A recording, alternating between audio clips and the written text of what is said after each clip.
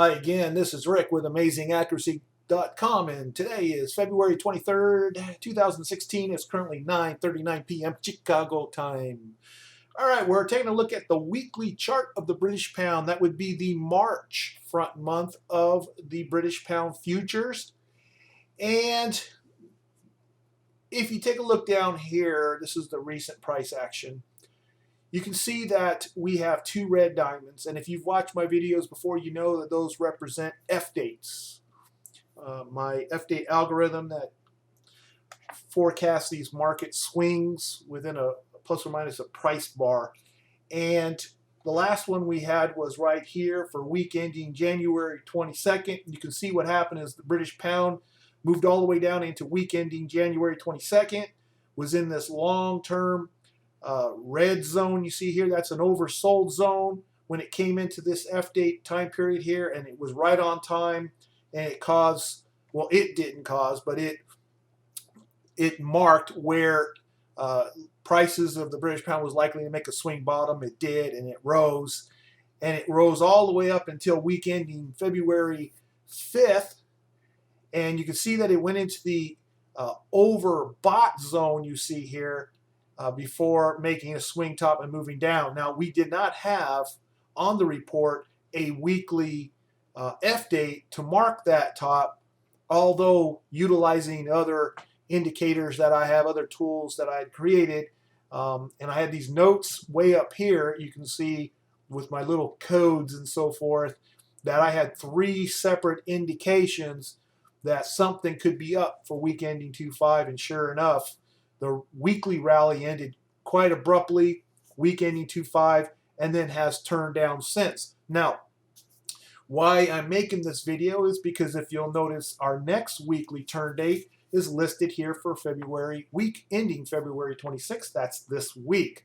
Now, if you understand how turns work, cycles work, the accuracy of these indications is plus or minus 1 bar, regardless of the time frame. So since we're looking at a weekly time frame, that would be plus or minus 1 weekly bar. Well, the minus 1 weekly bar is right here. We already know that that's not a weekly swing bottom because this week has moved lower.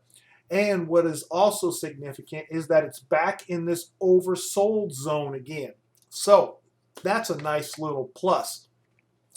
And if it's late, the latest it would be next week. That'd be 1 bar off late. But we're looking at the potential of it being this week.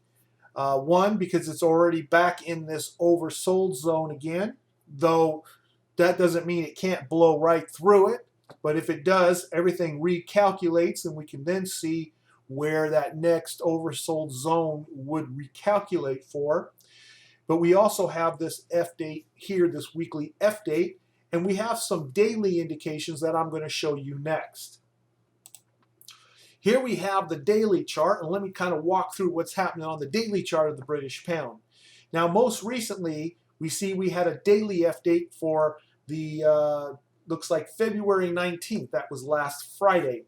And you can see that what happened is that prices were rallying up from a swing bottom that was on the 17th, and it hit resistance here on one of my Fibonacci moving average lines at the same time that it was inside a short-term overbought zone. You see this green zone here, and being an F date. So you have resistance, you have overbought zone, you have F date.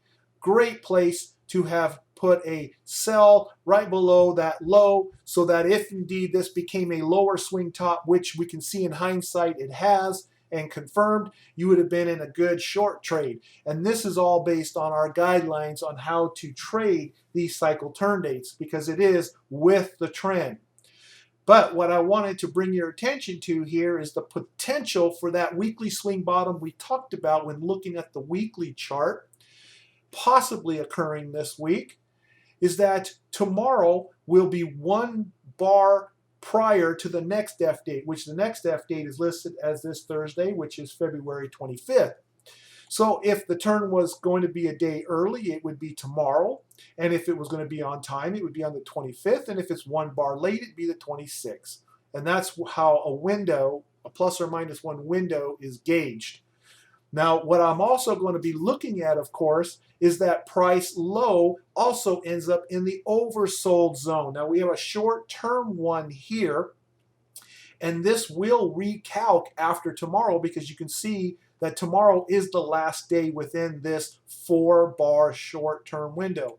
We have a 4-bar, we have an 8-bar, and we have a 16-bar. It looks like the 8 and 16 currently share the same oversold and the same overbought, as you can see here.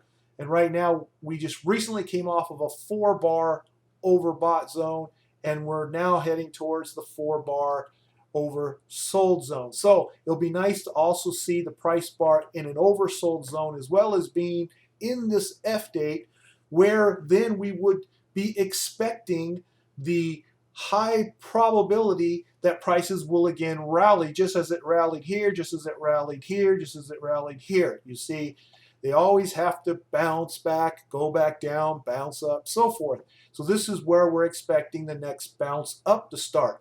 But this would be happening at the same time that this would be happening. And see, so that's why it is now a good time to be focusing in on the British pound. Of course, nothing says that it can't break below this, go down here. Nothing says that it can't go 1 bar late down here, which would bring us into next week. But hey, if that was to happen, for example, we'd simply be looking at any potential daily swing turns, in other words, F dates, next week. And of course, if we did end up in next week with lower prices, excuse me, then clearly then the potential or probability increases several fold because we'd be in the absolute latest possibility for that turn to occur within 1 price bar, because we would already be at the far end of the allowable deviation from the center, which is where the red diamond is. Well, thanks again for watching. If you haven't done so already, please subscribe, and I'll see you in the next video.